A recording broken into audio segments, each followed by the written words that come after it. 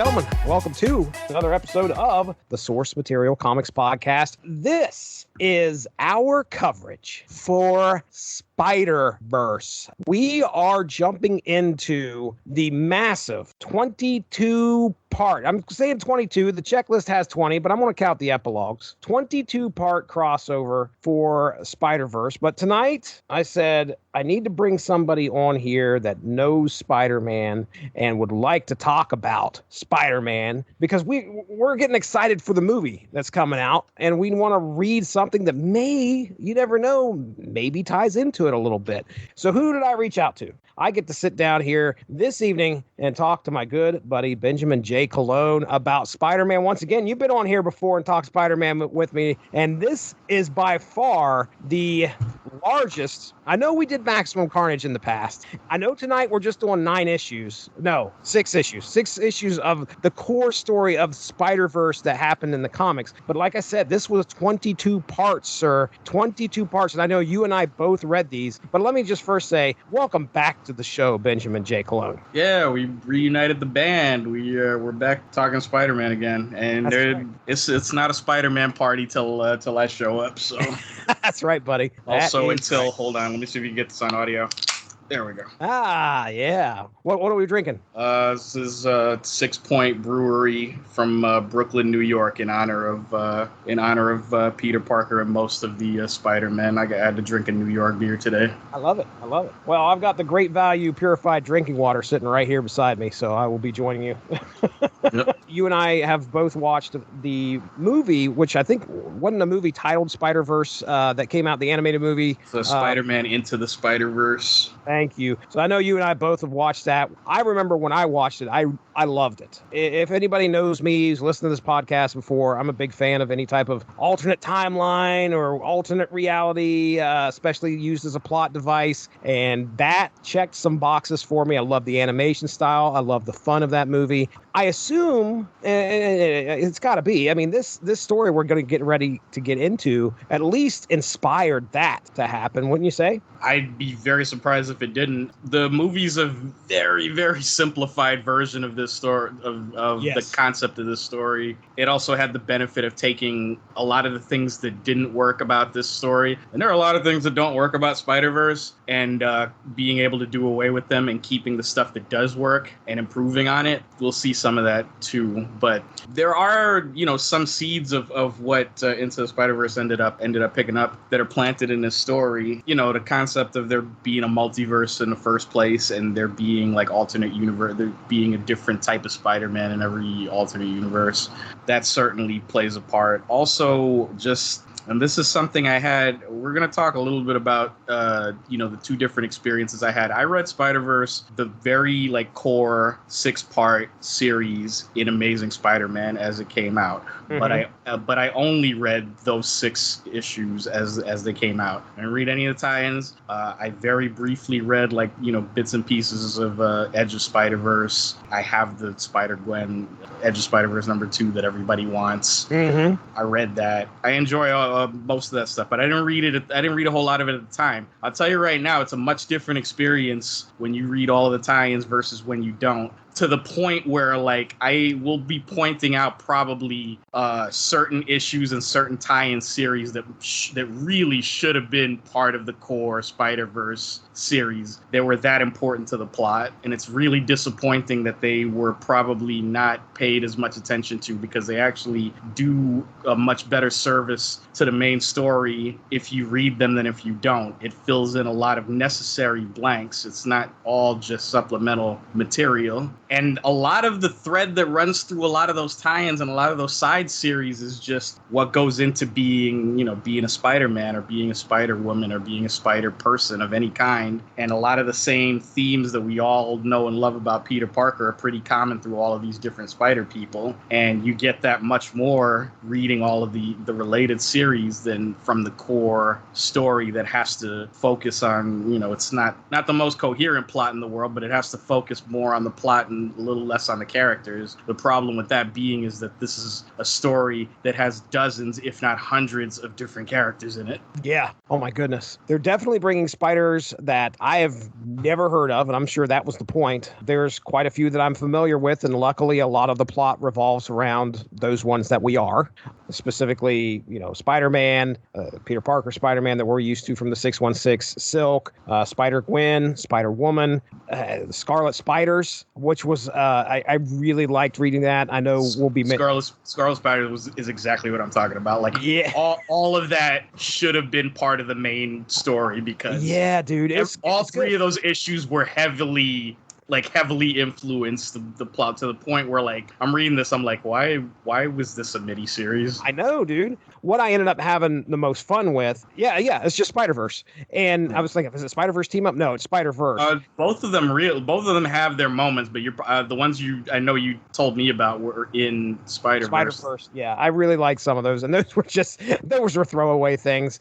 It was kind of like the much-needed levity, I think, because this is a really, like, very intense, possible world-ending thing that's happening to all the spiders across all the multiverses. There's not a whole lot of humor involved here. As quippy as Peter Parker, the Amazing Spider-Man, is, there's not a lot of that in this book. It is them trying to escape a very, very dire threat. But Spider-Verse was just enough to kind of, like, lighten the load and make me go, okay, this was a needed break. This was something that I needed to get in here and kind of read. And just some of the stories, they were just there to read and enjoy, and you didn't have to worry about Moreland and the Inheritors coming after him. So, although they did show up. Oh, yes.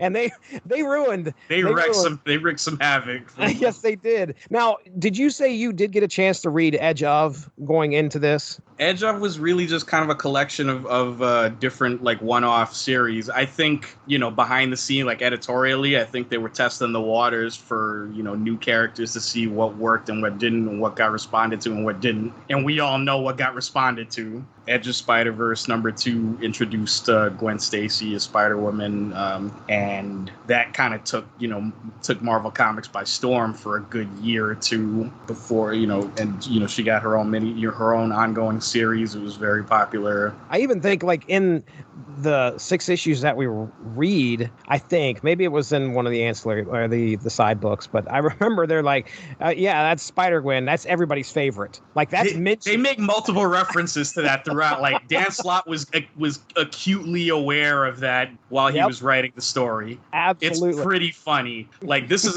a series that ggets meta a lot. Yep. And then it starts getting meta for its own meta-ness. Like, it's it's metaception. I don't know.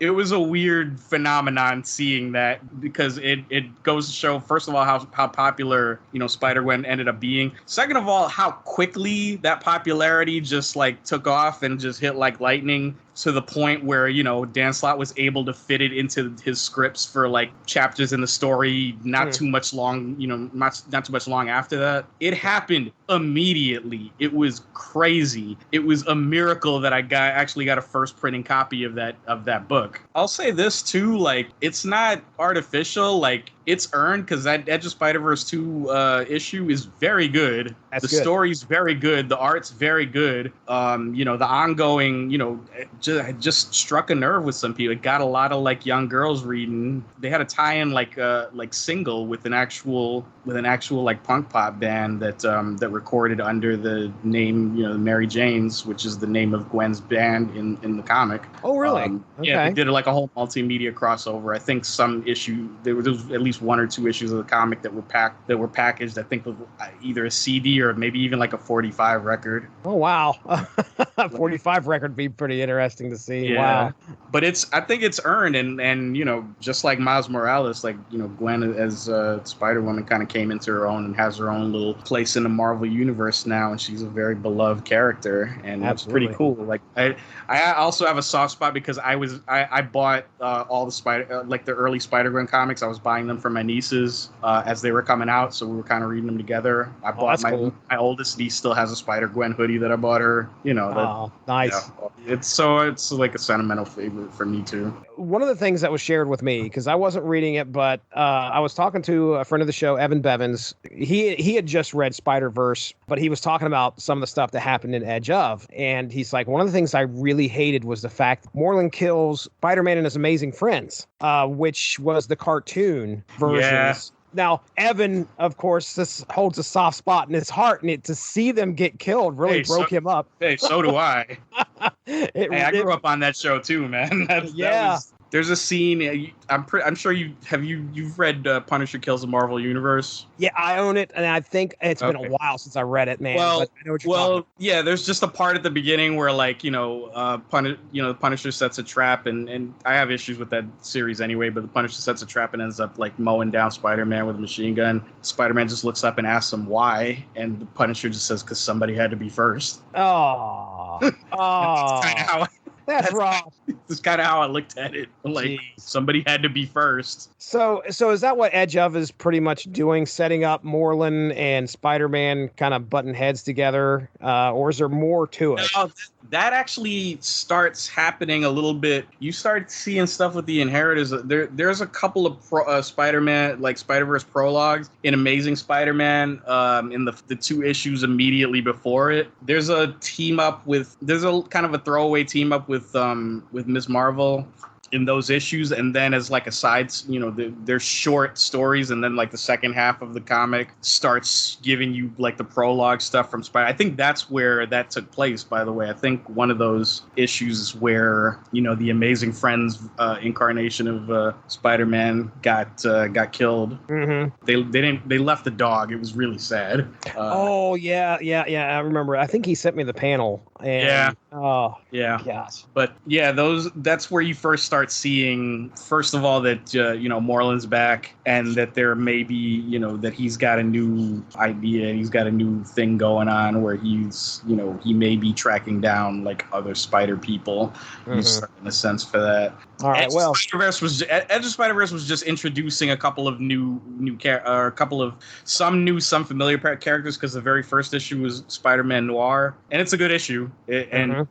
Spider-Man Noir had like a mini series not too long, or I'm not exactly sure how long earlier, before Edge of Spider-Verse, that his mini series came out, but it was pretty popular and well received. So he got an Edge of Spider-Verse issue. Spider-Gwen, of course, like I said, Penny Parker, who has the gigantic spider mech that's controlled by her, and the spider she has a mental bond with, who we see also in Edge of Spider-Verse. She has an issue in that series, and as the series goes along, you actually start seeing, not every Spider-Man makes it to the end of their respective issue. Yeah. But you also start seeing the ones that do make it are, make it because they end up getting recruited, and you see things are starting to get set in motion. They did not a terrible job of sort of building it up slowly, that something's going on, spider people are dying, something's got to be done, to protect themselves, and there's something even bigger going on, and there may be even something bigger going on beyond that. So by the end of Edge of Spider-Verse, you kind of get the idea that, all of these spider people are being targeted. They're going to have to fight back, somehow, or they're going to be exterminated. Okay. All right. I know Spider-Man. I think I blanked out on the whole totem thing when that was going on. So, I mean, it's mentioned clearly, and obviously now I have a great idea as to what's going, what a totem is, but I'd love to get your at least explanation as to what's going on there. You would have needed to read J. Michael Straczynski's first arc on Amazing Spider-Man. It was called Coming Home. J. Michael Straczynski and Romita Jr. That's the first appearance of Moreland, who's created by JMS, and it gets into some of what we see here, in Spider-Verse, and certain characters that come into play later. You start seeing, and you eventually see why they're important. Okay. The other thing is The Other. There's a Spider-Man crossover called The Other, which was co-written by JMS, but it was a little bit like Maximum Carnage in that there was a couple of different writers and a couple of different artists across a couple of different titles. Mm-hmm. And JMS was kind of the guy that was trying to keep everything coherent and everything kind of consistent from issue to issue. Sometimes it was, most of the time it wasn't. Yeah. So it became very overlong, very kind of convoluted story that really didn't advance a whole lot beyond where it started from. Whenever I've heard the other referenced, the storyline, the other, it's always a mixed reaction. There's people that will, usually what I see is people saying, stay away from it. It had a lot of potential, but it was executed terribly. Let me do the creative team here for the first 2 issues. Godspeed. Our creative team. We're talking Amazing Spider-Man number 9 and number 10. All right. So part 1 and part 2 of Spider-Verse. And it's written by Dan Slott, art by Olivier Coipel. So we kind of talked about the totems a little bit, but the main things you need to know are the other, which is Kane Parker. Can you help me out? Is he a clone, or what is Kane Parker? He was one of the Peter Parker clones. I'm 99% sure this is the same Kane from the Clone Saga of the 90s. Okay, all right. He played a huge part in that. He was responsible for a murder that Peter Parker got blamed for back then. That kicked off the very beginning of the Clone Saga, where we find out that Ben Reilly, who we'll also be seeing a lot of, was still around. Without having to go into all of that, because that's a whole other gigantic story to have to explain. Yeah. But yeah, Kane was one of the clones of Peter Parker, one of the sort of, less successful clones, depending on how you look at it. His powers sort of manifested themselves differently than Peter's. I've heard it explained that his powers are just like extremely exaggerated or extremely amped up versions of Peter's. Okay. Like his spider sense is so strong he can actually see visions of the future and that sort of thing. Can I ask real quick? Like when we see him in this story, he almost has this symbiote type. It almost looks like symbiote powers. I know there's no mention of the symbiote or anything like that, but like he's got spikes coming off of him sometimes, and I'm like, is that like a costume thing or is that him? This is where I don't have all the information to be able to say for sure, but I can kind of hazard a couple of educated guesses. In the storyline, the other that we just mentioned, Peter himself actually goes through this kind of, if he was a mutant, if this was X-Men, they call it a secondary mutation where he starts manifesting all these other weird powers that he never had before. They did away with a lot of that pretty quickly just because I don't think it really went over too well. But I have a feeling that Kane went through kind of the same change at some point and they ended up keeping those abilities for him. Okay. That's my guess. I'm sure somebody that's read Scarlet Spider, because Kane had a whole, couple of series prior to this that, more of that may have been explained. I'm sure somebody who's read it can correct me. I mean, the important thing we're taking away from here is that he's not just a clone of Peter Parker. It's not just, hey, we got 2 Amazing Spider-Mans here. He's definitely got something different with him. And as a matter of fact, one of the things that I think is mentioned is he is the reason they call him the other, at least in this prophecy or that the inheritors are coining it, he is a being unique to any dimension. So I assume that he is the only one of himself in any of the Spider-Verse. And as we find out pretty quickly, I hope this isn't spoiling anything too far in advance, but we find out pretty quickly he's probably the only person who can by himself kill an inheritor. Yeah, dude, he takes care of business. The other part of this prophecy is called the Scion, all right? And that's important. We'll get to that, I promise, all right? We'll learn who the Scion is. But I do want to talk about the bride, and that's Silk. Now, I know nothing of this character. I remember seeing Silk shortly after Spider-Gwen, if I remember correctly in my own mind. That was Silk. Do you know if Silk was prior to or after Spider-Gwen? Prior to, but not too much farther before. Okay. Silk, Cindy Moon is her real name. We first see, as far to the best of my knowledge, the first time we see her is in the very first issue of this volume of Amazing Spider-Man. Like where Spider-Verse starts with Amazing Spider-Man number 9, she appears in Amazing Spider-Man number 1, and the way it goes is she's supposed supposedly bitten by the exact same spider in the exact same room at the shortly after Peter Parker is. So she also gets spider powers. They're a little bit different, but she supposedly gets similar powers to Peter. Going back to Coming Home, where JMS introduced Moreland and the concept that Moreland seeks out specifically beings with animal-like powers, like humans with animal-like powers, but he sort of becomes partial to like spider people. At a certain point during that story arc, there's another character named Ezekiel who basically figures out Peter Parker's Spider-Man, who Ezekiel's like a multi-billionaire, and he offers Peter the opportunity to make himself safe from being detected by Moreland, who can detect him wherever he may be. He offers him, shelter in this, this fortified shelter where Moreland would never be able to find him. Peter rejects his offer, the whole power and responsibility thing. He can't sit by and allow the city to get destroyed because Moreland's looking for him. Knowing that makes things that happen later in this series a lot more important to me now for some reason, because I didn't realize that mirrors some stuff that happens here later. But go ahead, continue. Yeah. So from what I remember, I didn't read up on the early Silk issues, but from what I remember, Ezekiel offers her basically the same deal, and she accepts it, and she stays sheltered in one of his buildings for 10 years before she finally leaves and tracks down Peter Parker. Okay. Which leads them to, not too far from where we find them in Spider-Verse. Okay. That makes sense because she mentions quite a few times throughout the series how she was sheltered for quite a while, and I didn't, I had no idea about her backstory or what was going on there. So it's like Unbreakable Kimmy Schmidt, only with, with superpowers. She's alive, damn it. All right, well, let's go ahead. I'll go ahead and read my, 1, 2, 3. I'm doing 2 issues here, and this is probably the longest synopsis I've ever wrote for 2 issues, but we're going to get this done. Let's see. Go for it. 10:15. Here we go. That synopsis is coming up, but first let me talk about Amazon Music. If you're looking for a good platform that can fill those musical needs, Amazon Music has you covered.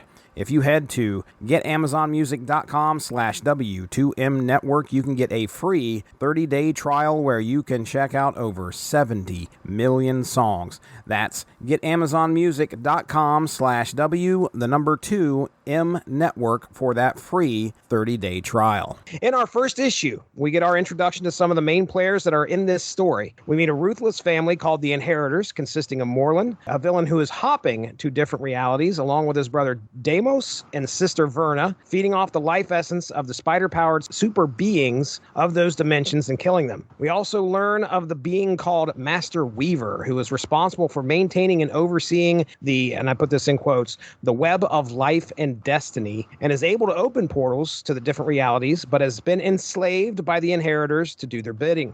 Deimos wants to journey to the 616 to feast on Peter Parker, the Amazing Spider-Man. But Moreland is hesitant, as he has been beaten by Peter in the past, correct? Correct. All right. Meanwhile, other spiders from other realities, a lot of realities, converge on the 616 to warn Peter and his friends of the incoming danger of the Inheritors. They head to Earth 13, a safe zone protected by the Peter Parker of this universe, and I own this What If issue, the Peter Parker of this universe that has embraced the Enigma Force, giving him cosmic powers. When they gather, Peter is told that he is the greatest spider of them all, as he is one of the only ones that was able to beat one of the Inheritors. When they find out there is another group of spiders gathering to face the threat of the Inheritors, Peter puts a team together to go find them and bring them into the fold. There's only one problem. The other team is being led by the Superior Spider-Man. Ben, I'll turn it over to you. Do your best to kind of give him an idea of who the Superior Spider-Man is. Oh my God, we got a tangent again for another side story.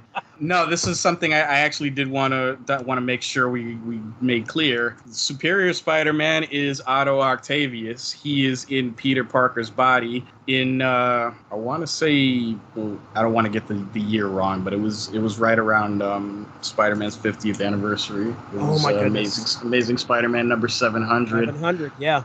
Basically, Dr. Octopus brought to fruition this plan that he'd been having actually probably since around Amazing Spider-Man number 60. 600, which I have both of those. This like years-long plot to sort of take control of Peter Parker's body as his own body is dying from years and years and years of superheroes beating the crap out of him.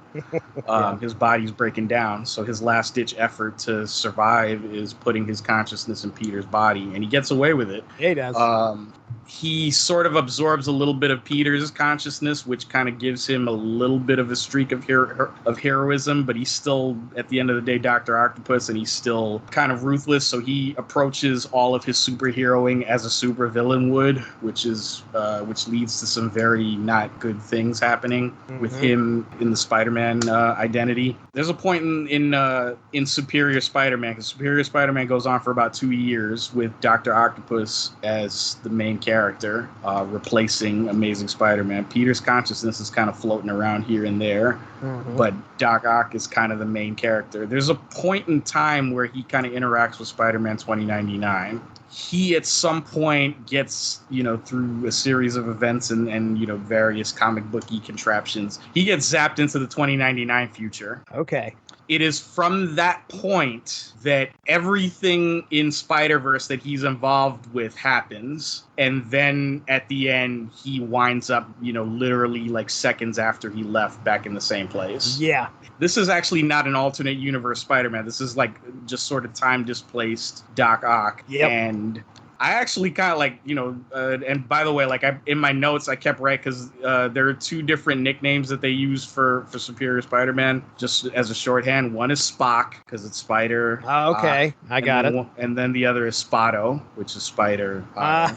So it's one or the other. I went with Spock just because it's short. It's shorter. Yes. But he's actually a really good character to have in this series because he has the exact same goals, but he has completely opposite ways of going about doing it, so it's very interesting dynamic, and it actually makes for some of the better parts of this series when you have basically Doc Ock trying to lead an army of heroes, but he doesn't really know how to effectively be a hero. So yeah, it's kind of lacking in that department. And of course, when actual Spider-Man shows up, these two are facing off. They're going to butt heads. Who's going to lead? Well, guess what? That's how we're going to end things. But anyway, I'm not going to jump ahead of myself.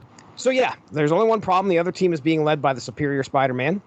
When Superior Spider-Man explains they have put together some tech to hide their team from the Inheritors, he becomes irate that the other spiders have arrived, as this will surely lead the Inheritors there. I think specifically he's blaming Silk because supposedly they have tuned into her scent or something like that.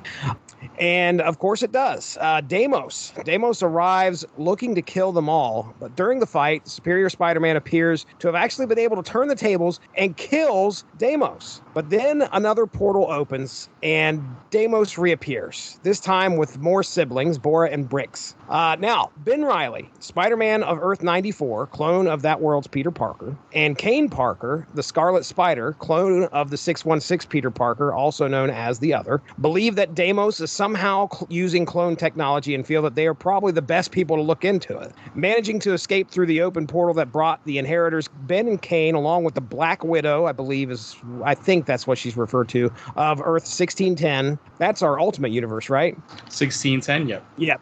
So Black Widow of Earth 1610, Peter Parker clone named Jessica Drew, jump through to see if they can confirm their suspicions. At some point, Silk, the bride, realizes the Inheritors are paying special attention to her. Using that to her advantage, she uses the teleportation technology given to her to create a portal to an unknown dimension in hopes of leading them away. Wanting to make sure she is protected, Spider-Man Noir and 616's Spider-Woman Jessica Drew follow her. During the chaos, Spider-Man 2099 sees that the world they are currently in is that of his home, the 2099 universe. With the help of Lady Spider, a tech-savvy lady from a steampunk-type universe, and Six-Armed Spidey, that's right, I remember him, they take Deimos' dead clone body away from the facility with the very much alive Deimos hot on their trail. The rest of the team heads back to the Earth 13 refuge in order to regroup. However, Pete is immediately challenged challenged, like you knew he would, by the superior Spider-Man, who says now he is in charge. So there you go. That's our first 2 issues in a very, very small nutshell. Number one, okay, what I like about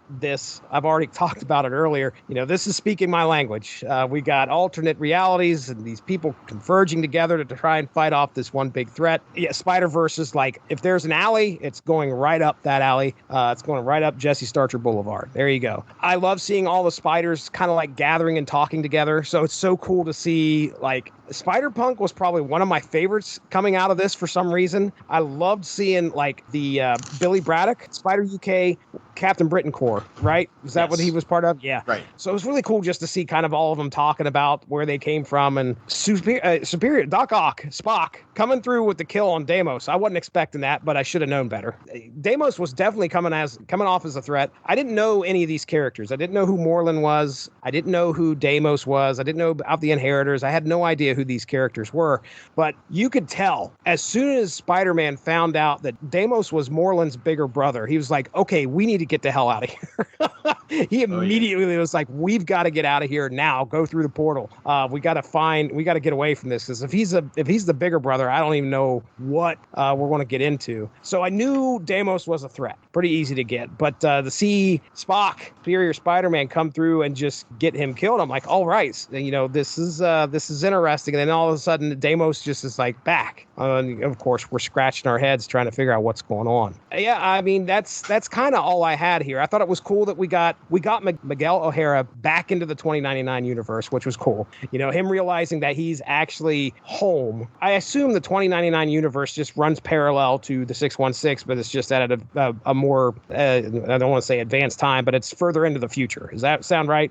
They kind of play fast and loose with that, I think. Thank you. I was wondering the same thing. I was like, sometimes they say, sometimes they'll say that it's definitely the future of the 616 universe, and then sometimes it's really they leave it kind of ambiguous as to whether or not it may be an alternate future of an alternate Marvel universe. So they didn't get any closer to giving a definitive answer in this series. I know that's for sure. Well, I know that they were given the technology, and I thought it was just so they could, jump realities. And I didn't at no point did they say, hey, yeah, also you can go forward in time and back to the past. That's like, oh, well, geez, that puts a whole new spin on this, because if that's the case, they just jumped to the future and to 2099. There's also like there's a couple of different spider characters in this series, are from alternate universes in very different periods of time. Like Spider-Man Noir. Yep. Yeah, Spider-Man Noir is somewhere in the 1950s. I think the steampunk Lady Spider, who's actually Aunt May in an alternate universe, which is frigging awesome. Oh yes. I actually love that steampunk universe. That's one of my favorite side stories in Spider-Verse is the Lady Spider. Her going up against what was it called? The Men of Sinistry? The six Men of Sinistry.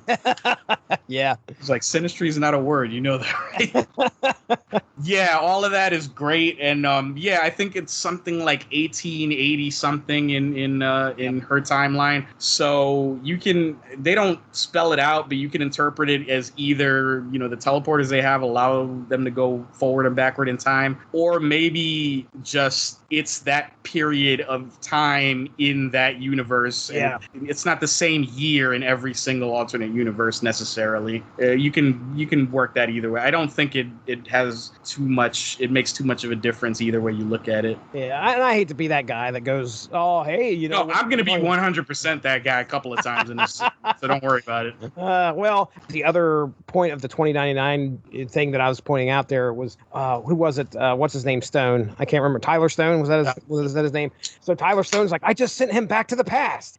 All of a sudden Miguel's back, and he's like, why in the world? So again, that kind of supports, well, okay, that seems like time travel if that's the case. But from Miguel's perception, yeah, it was time travel, but it wasn't necessarily. It may not have been. Yeah, it may have just been him crossing over. Just hopping universes. All right, man, you got the floor, dude. What do you think of these first 2 issues? What do you got to say? First of all, I am a gigantic fan of Olivier Coipel's artwork. I am so sad that he didn't draw this entire series, but I'm glad that he drew what he did. This first issue was fantastic. The artwork is just beautiful, and he does a very good job of like differentiating all of these different spider people, making them all look unique, even though there's a lot of common threads to how they're supposed to look. He makes each one of them pretty unique and pretty good. I love his Spider-Gwen. That's probably my favorite character that he draws. He draws a very good Peter Parker. Like sometimes I know, it's just the artist in me that I'm talking a lot about art here. I will get into the storytelling I love it, man. Immediately, like presently, but I just got to get this out of the way. Like a lot of very good artists, I just don't warm up to when they draw Spider-Man for one reason or another. And usually the reason why is because they end up screwing up the eyes. I'm very particular about how my Spider-Man eyes look. Some of them, everything about how they draw Spider-Man is I love except the eyes, and that kind of kills it for me. Olivier Coipel, he kind of draws one of the more perfect Spider-Man all around, including the eyes. Not too big, not too small, not too angular, not too round. That's just me. But yeah, we see like this awesome sequence at the beginning, where we think it's our Peter Parker, our 616 Peter Parker. It turns out to be a completely different Peter Parker from a completely different universe that happens to be on the moon, which is a great reveal when Moreland actually kills him, because that's like, holy crap, what just happened? Yeah, okay. That was me. Yeah. You got a sense from, like I said, from the previous couple of side stories in the previous issues that, okay, something is going on in some alternate universes to all of these spider people. And then you see like Moreland shows up, just ends up dispatching Peter Parker in quick fashion. And it's like, what? Yeah. Oh, then you kind of start picking up that, this is an alternate universe. And we get a quick introduction to the Inheritors, who I think they needed a much more in-depth introduction for how complex their whole like lore is, but I'll agree. I think they threw everybody into the deep end with this very complicated family of like quasi-immortal beings. It's not until much, much later that you get just enough information about them to understand what their deal is. Yeah. It borders on like too little too late. You know what I mean? The only thing you get from them at the beginning is like they're after Spider-Man and we got to root for the hero, and there's something to worry about that Spider-Man has to definitely worry about. I mean, and just like you said, it's set right off at the very beginning. And Moreland at the very beginning is the one that catches Spider-Moon Man. But Moreland also kills the Amazing Friend Spider-Man, by the way, in case you're looking for somebody who to be angry about that. Damn it. But yeah, Moreland is clearly able to easily defeat Spider-Man. So right there in that first page, how's Spider-Man going to survive this? If we just watch the Spider-Man get killed, clearly he's going to be at least a match for our 616 Spider-Man. So, but that's all I get from it. I'm just like, okay, he's looking to feed off of him and he's going to different universes. We don't get really an explanation as to why, just like you said, until very, very much later. This is also where once again, like it hurts this story if you hadn't read some of the earlier appearances, because in Coming Home, in the Moreland's first appearance, it's 6 issues, but it's 6 issues of Moreland just kicking the living shit out of Peter Parker all across New York City, and he's completely unstoppable and he's completely unmovable. It's we've talked about Nothing Can Stop the Juggernaut on the show before. Yeah, it's a little bit like that, only not as funny, because Moreland is really not. It's portrayed a little bit more seriously that he's just this unstoppable force, and he is out to kill him. And when you find and the difference between him and the Juggernaut is that he's actually after Spider-Man. Juggernaut was just kind of indifferent, and he was just kind of walking in a straight line. Spider-Man just happened to be in his way.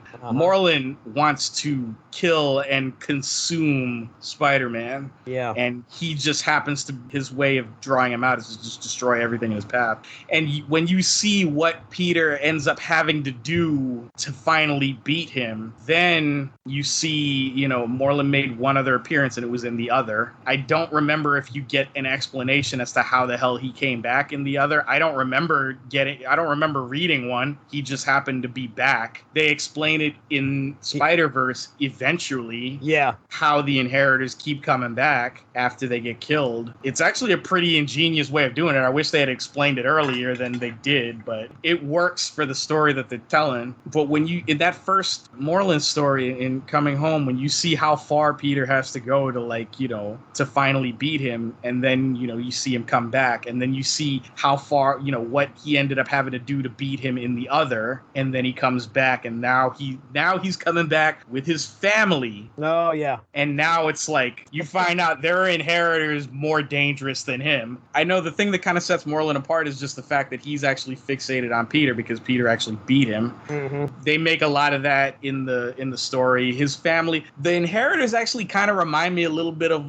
like the Endless in Sandman. Okay. That if you've ever read Sandman, like the Endless, or, you know, their dream, you know, the Lord of Dreams, he has a family that are all these different aspects of existence, and they're portrayed as just this kind of catty, bickering family of siblings that just, they kind of tolerate each other, but they don't necessarily really like each other very much. That's the vibe that I get from the Inherit, and I dig it. It's a good dynamic. You can always get some interesting drama out of brother and sister kind of bickering. Yeah, they're drama. poking each other, Yeah. like, hey, why don't you let me go in there? No, I don't want you to go in there. I don't want you to go to the 616. Yeah, they keep giving Moreland a hard time because they think he's afraid to face down Peter Parker, you know, like 616 Peter again. He says, no, I'm saving him. Mm-hmm. Whether or not that's true is kind of up to your interpretation. It comes to a head eventually, and it's pretty cool. I'd like to probably get this out of the way. I messaged you a couple of days ago, and I told you, because you said you had very little knowledge about Silk. Yeah. And I said, and Dan Slott, who was completely the architect of this whole series and where it went and where it ended up tangenting and where it ended up reconverging. As far as I know, Dan Slott created Silk. She first appeared in his Amazing Spider-Man #1. And I said, Dan Slott created Silk. He's also the person that writes her the worst, because Marvel editorial in general in the past 15, 20 years has had a really, really antagonistic relationship with Spider-Man fans. Mm-hmm. I think going back to One More Day and the reasons why that came around. And I'm going to have to bite the bullet one of these days, and we're going to have to cover One More Day one of these days, because oh man, I know I have things to say about it. I'm just not sure if I'm ready yet.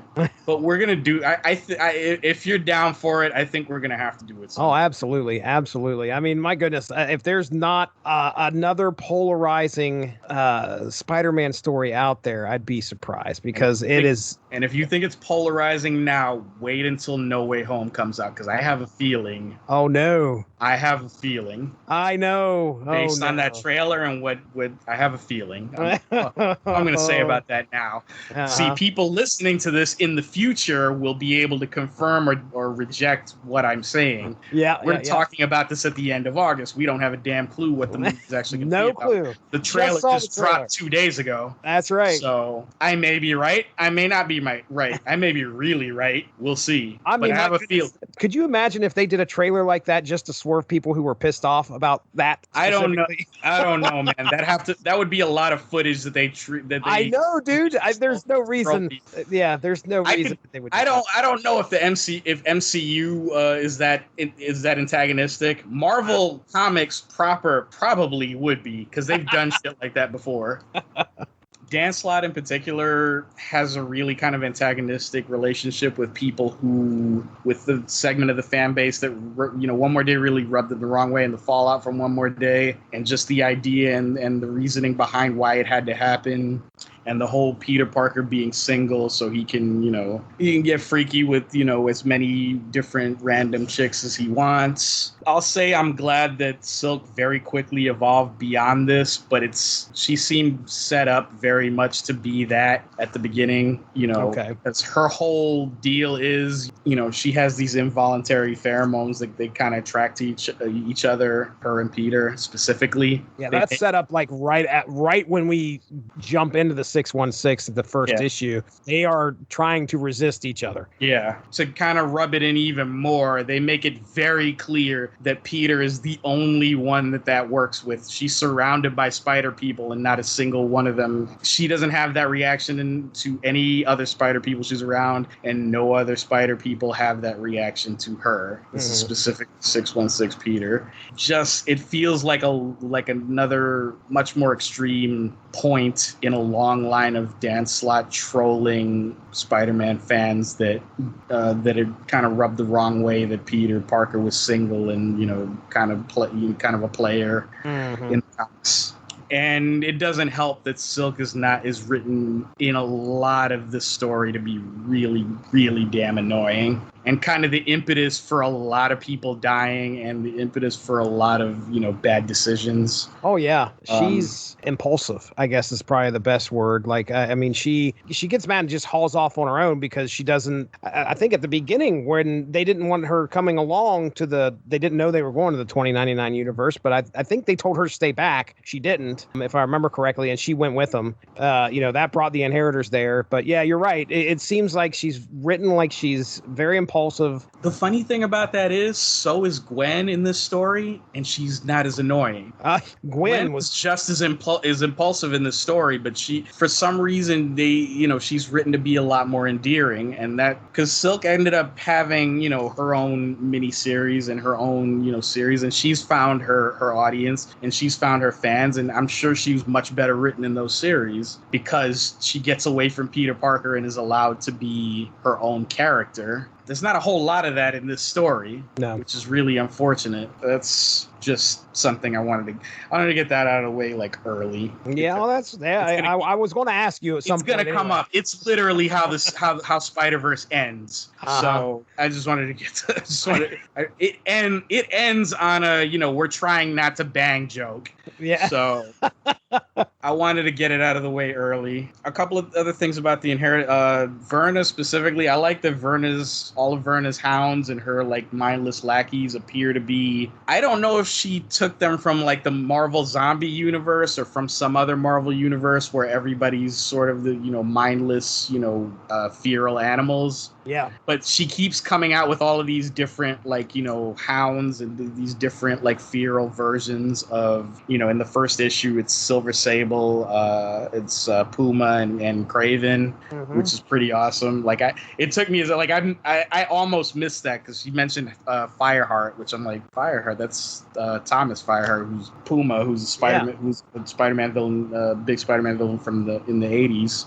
I almost missed that. Then she mentions Kravinoff. I'm like, oh, okay, I see what they're doing. Yeah, that's pretty cool. Later on, she has an army of zombie green goblins. A feral rhino. She keeps coming back with all of these wacky mongoloid Spider-Man villains.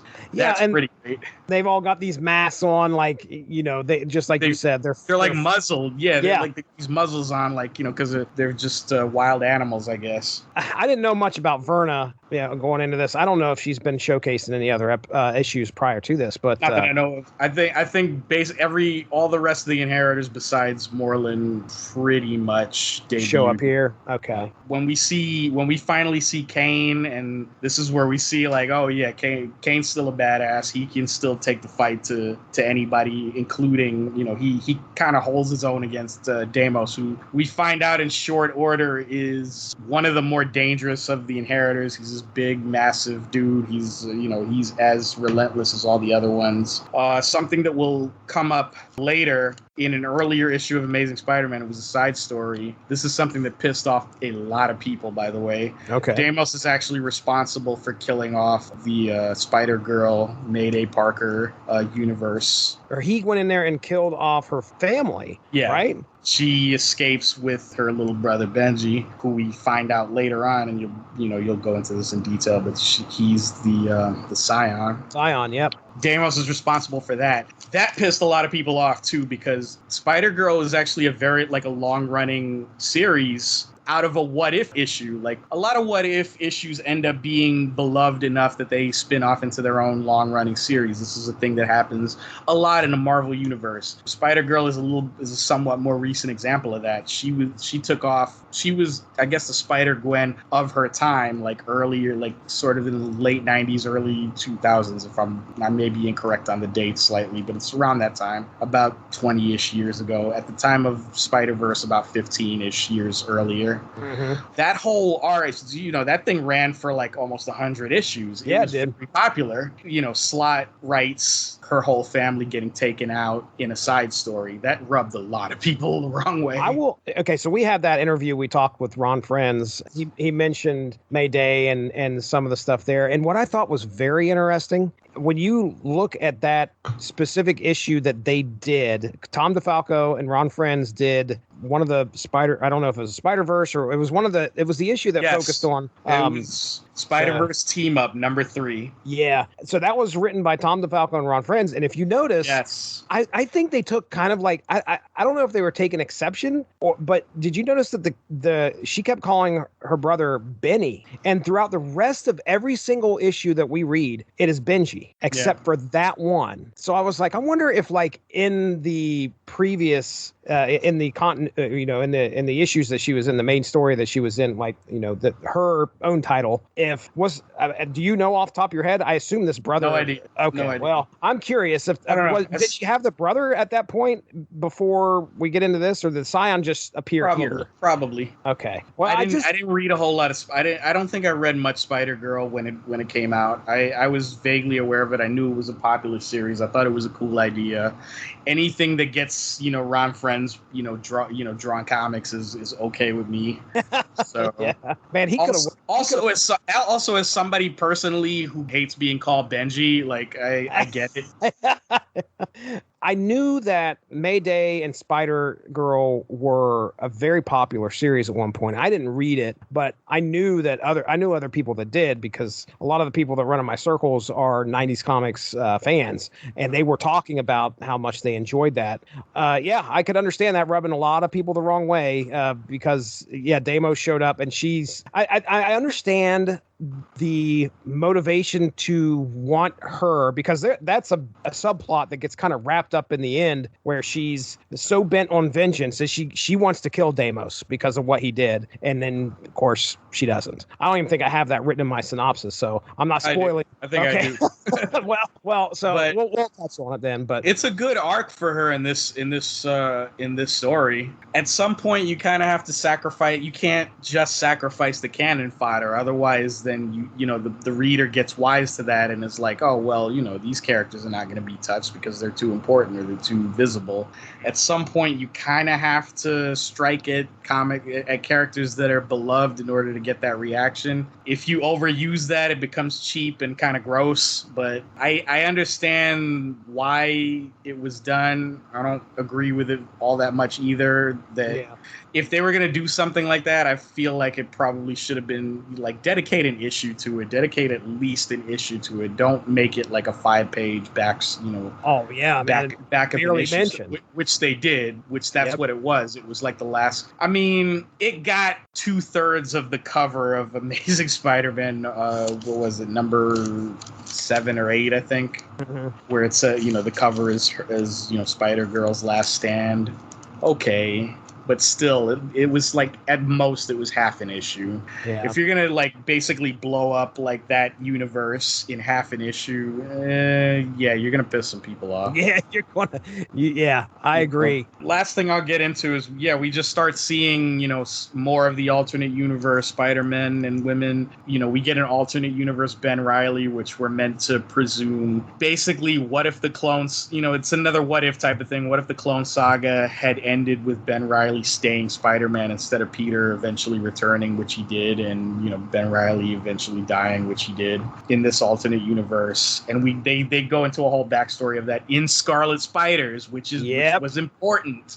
It was an important plot point. It gave tons of character information that was really deep, that you find out, like, eventually Ben Riley took over as Spider-Man, and he kind of resolved to be what Spider-Man was originally, that, they lost. It was kind of meta commentary on the 90s of Spider-Man in the 90s, that he got too dark and too broody and too much like Batman, and he, which he did. Mm-hmm. Some events that happened in those comics would make anybody dark and broody, but it's Spider-Man. You don't want to go too far into that. It's not really the tone. Yeah. And Ben Riley in this story, they go back. They make a big thing about, like, he's always very optimistic and he's always very cheerful and very very positive. And that's a good approach to take with him. That's the approach that they took with him in the Clone Saga. So they carried that on. I got to use this one. I thought I was going to get to use this a little bit more. Things got a little bit too chaotic later on in the series to really mark it down. There was a Spider-Man from Earth 70105 that was actually Bruce Banner.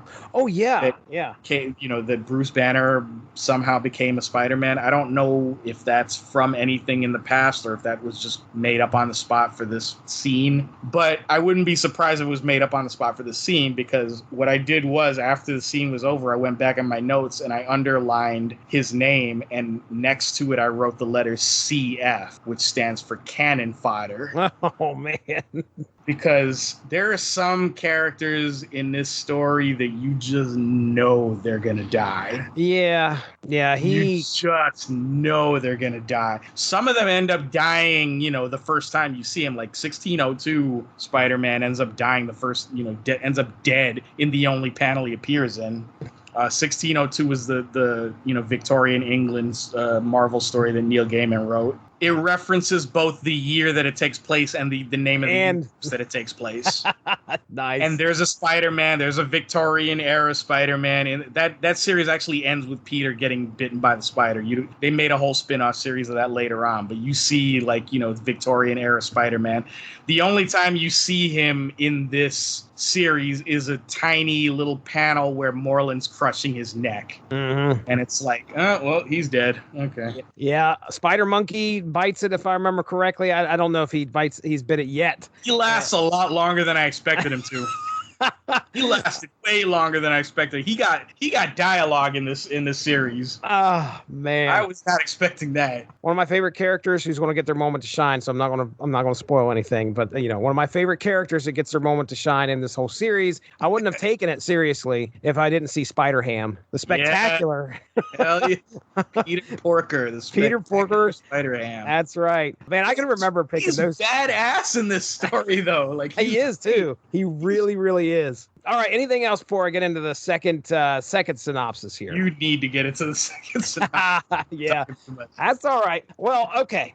Hey, it's plug time, and you all know what that means. This would be a good time to plug the sponsor of the W2M network, and that is Grammarly. For you, the listeners of Source Material, Grammarly is offering a free download of the Grammarly software. Grammarly's AI-powered products help people communicate more effectively. Grammarly helps you write mistake-free on Gmail, Facebook, Twitter, LinkedIn, and nearly anywhere else you write on the web. Grammarly corrects hundreds of grammar, punctuation, and spelling mistakes while also catching contextual errors, improving your vocabulary, and suggesting style improvements. To download Grammarly today, go to getgrammarly.com/W2M-network. Again, that's getgrammarly.com/W2M-network to download Grammarly for free.